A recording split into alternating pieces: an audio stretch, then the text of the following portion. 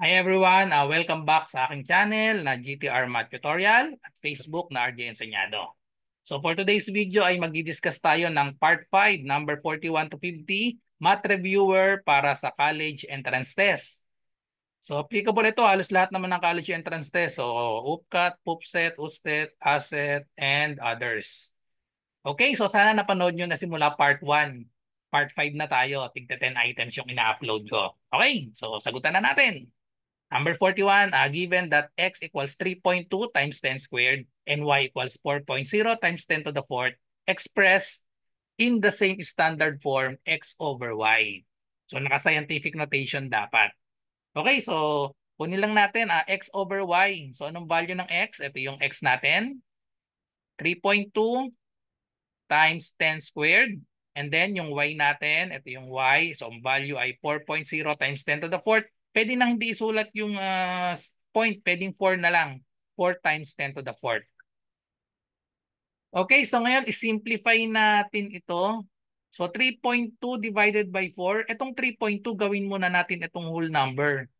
So 3.2 pwede natin yang gawing 32 times 10 to the negative 1. Okay, so bakit negative 1? Kasi ginawa nating whole number. Di ba kapag nilagay natin sa scientific notation itong 32 times 10 to the negative 1, nandito yung decimal point ni 32, negative 1, balik tayo ng isang decimal place dito, magiging siyang 3.2. Dito na yung decimal point, 3.2. So ito na yon, 3.2.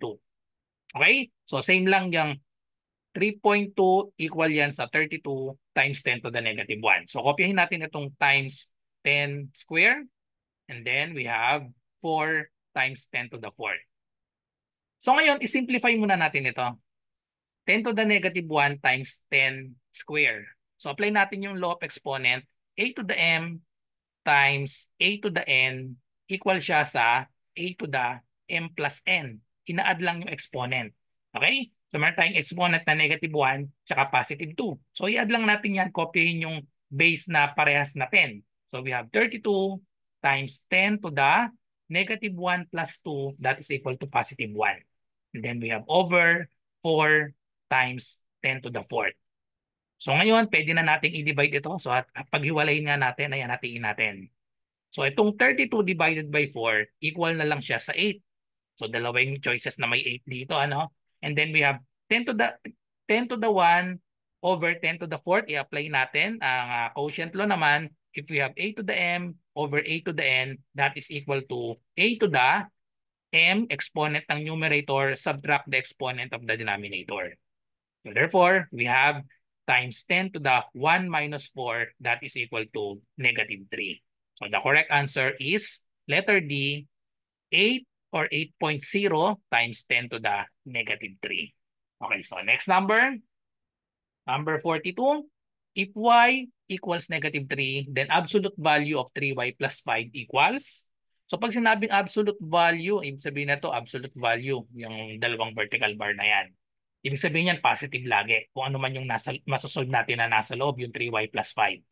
Okay, so i-substitute lang natin. Ang value daw ng y is negative 3. So we have 3 times negative 3 plus 5. Okay, so evaluate lang natin yan. So we have 3 times negative 3, that is equal to negative 9 plus 5. So negative 9 plus 5, that is equal to, pag nag-add tayo ng unlike sign, ang ginagawa natin, subtract. So 9 minus 5, that is equal to 4. And then kukunin natin yung sign ng mas malaking number, that is 9. So negative 4.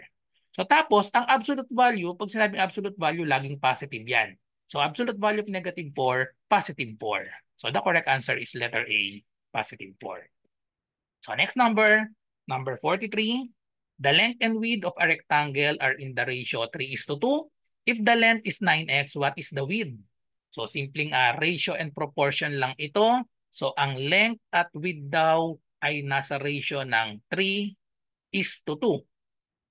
If the length is 9x, so ang length daw ay 9x, ano daw ang width? What is the width? Lagyan natin ito ng variable n.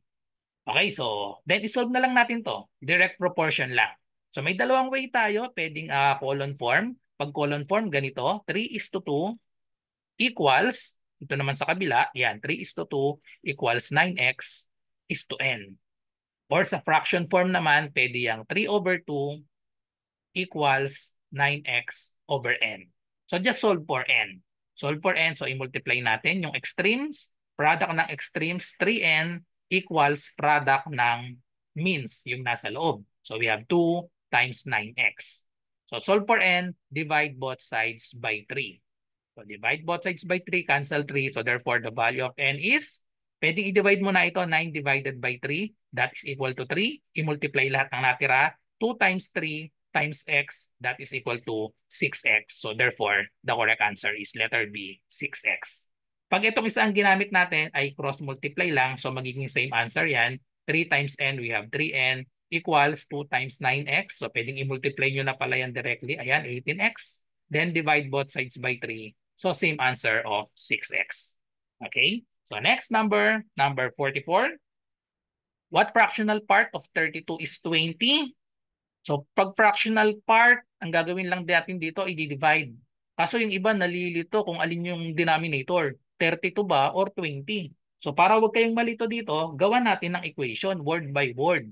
So what fractional part, yun yung hinahanap natin. What fractional part, edi lagyan natin yan n of means multiplication. And then just copy 32. Ang ibig sabihin ng is ay equal sign. N times 32 equals 20. Then solve for n. Okay? So para hindi kayo malito kung ano yung nasa denominator, gawa ng equation. N times 32 equals 20 and then solve for n. To solve for n, kailangan tanggalin natin si 32. Okay? So divide both sides by 32. Cancel 32. The value of n is equal to 20 over 32. I-lowest term natin dahil wala sa choices. So i-lowest term pwedeng i-divide both by 4. Pag hindi nyo agad nakuha yung 4, pwedeng i-divide sa 2, tapos divide sa 2 ulit. Okay, so 20 divided by 4, that is 5. And then 32 divided by 4, that is equal to 8. So therefore, the correct answer is 5 over 8, letter C. Okay, so next number 45. Which of the following fractions is closest to 1/4? So ano ang pinakamalapit sa 1/4 dito? So paano ba natin gagawin ito? Maraming way eh. Pwede natin gawing decimal, pwede na mga fraction din. Pero tingnan natin yung mga denominator natin. 5, 10, 20, 15, tsaka 4. So yung isang way, pwedeng gawin natin fraction lahat. Gawin nating same denominator sila lahat. Or kung mabilis naman kayong mag-divide, pero bawal ang calculator, no? So i-divide natin ito manually. Karaniwan kasi bawal ang calculator sa college entrance test. So, kunin na lang natin yung LCD. Ano bang LCD ng 5, 10, 20, 15? So, madali namang makuha yung LCD niyan. Ang LCD niyan ay magsimula kayo sa multiples nung pinakamalaking number, that is 20. So, anong multiple ang LCD? Multiples ng 20, susunod 40. Yung 40 hindi madidivide yung 15, di ba? So, isa pa, 20, ang last na ay 60. Ang next ay 60. So yung 60, tingnan nyo, pwede nang ma-divide yung 5, 10, 20, 15, tsaka 4. So therefore, i-convert natin lahat ang mga fraction natin sa denominator na 60. Okay? So gawin natin denominator lahat 60 para makuha natin sino yung pinaka-close dito sa 1/4. Itong 1/4 din, syempre, i-convert din natin sa denominator na 60. So isipin lang natin saan minumultiply itong 60, itong 5 para maging 60 times 12 lang ito. Okay? 5 times 12 is 60. So paano nakuha yun? I-divide nyo 60 divided by 5. That is 12. So 5 times 12, 60. 1 times 12. So we have 12 over 60. And then we have itong 10 naman para maging 60 siya times 3. Times 3, sorry, times 6. 10 times 6, itong 3. If i-multiply din sa 6, 3 times 6, we have 18. Then we have 20, naging multiply sa 3. 20 times 3 is 60. 3 times 3, we have 9. And then we have 15 para maging 60 siya, i-multiply natin parehas sa 4. So 4 times 4 equals 16. So madali nang mahanap dito, i-multiply din natin to. Saan minultiply yung 4 para maging 60? Minultiply yan sa 15. Times 15, both the numerator and denominator. So ngayon, ano ang pinakamalapit sa 15? We have 12, 18, 9, 16. Ayun, ang pinakamalapit ay itong 16 over 60. 1 lang yung pagitan sa 15 over 60 or sa 1/4. So therefore, the correct answer is letter D. Okay? So next number 46. 6. Or another solution nga pala, i-divide nyo isa-isa pero mas makaka-consume ng madaming oras yung pag divide nyo isa-isa yan. Yung iba kasi dyan, mga repeating. Okay, so next. Number 46, x is what percent of 4/5 of x? Okay, so gawa natin ang equation word by word. So x, lagay lang natin is what percent? So ibig sabihin nun, equal sign. X is what percent? So lagyan natin ng n. Hindi natin alam tong what percent eh. X is what percent? Ang ibig sabihin ng of ay multiplication, 4/5.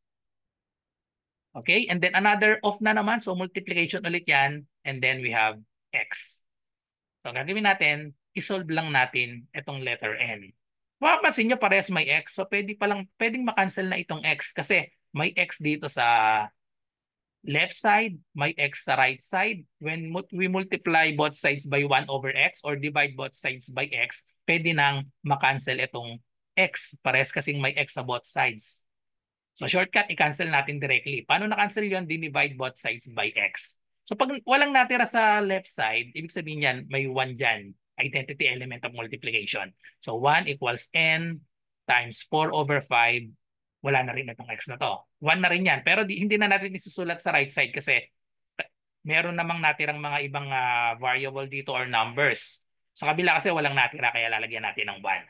So ngayon, solve for n. To solve for n, i-multiply natin sa reciprocal netong 4/5. And that is 5/4. So multiply both sides by 5/4. So cancel na itong 5, cancel na itong 4. Okay. Ayan na yung hinahanap natin. N is 5/4 times 1. So 5/4 pa rin. So ngayon, i-convert lang natin sa percent ang 5/4. Pwedeng i-divide natin or pwedeng gawin nating 100 yung denominator niya. So ito yung isang way, i-divide natin 5/4. So divide lang natin, dagdag tayo ng 2 zero. Tapat dito yung decimal, 5 divided by 4, we have 1. 1 times 4, so we have 4. Subtract, so we have 1. Bring down 0. 10 divided by 4, that is 2. 2 times 4, we have 8. Subtract, we have 2. Bring down 0. 20 divided by 4 is 5. 5 times 4 equals 20. So therefore, in decimal, 1.25. Convert this to percent. Para i-convert sa percent yan, move the decimal point 2 places to the right and then put the percent symbol. So 125%, which is letter D. Okay? Or another solution, itong 5/4. 5/4, pag kinonvert sa percent yan, gawin lang nating 100 yung denominator. Kasi percent means hundreds. Okay? So percent means hundreds or divided by 100. So ngayon, kung isolve lang natin itong numerator, yung 4 para maging 100, minultiply sa 25. Siyempre, yung numerator, imumultiply din natin sa 25. 5 times 25 equals 125. So therefore, the correct answer is 125/100. That is 125%.